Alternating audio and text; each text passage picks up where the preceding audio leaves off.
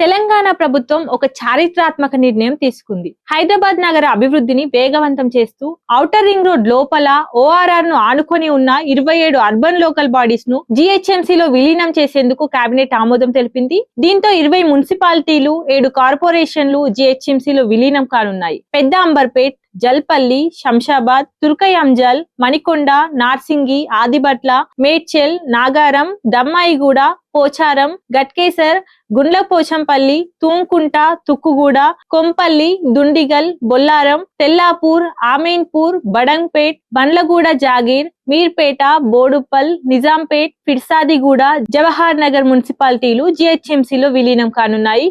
విస్తీర్ణం 650 నుంచి 2735 చదరపు కిలోమీటర్లు పెరుగుతుంది. జనాభా 2 కోట్లకు చేరుకొని హైదరాబాద్ మినీ తెలంగాణగా అవతరిస్తుంది. ఇదే సమయంలో హెచ్ఎండిఏకి ఆదాయ నష్టం సంభవించే అవకాశం ఉందని అధికారులు సూచిస్తున్నారు. కౌన్సిల్ ఆమోదం అనంతరం పునర్విభజన పనులు త్వరలో పూర్తయ్యే అవకాశం ఉంది.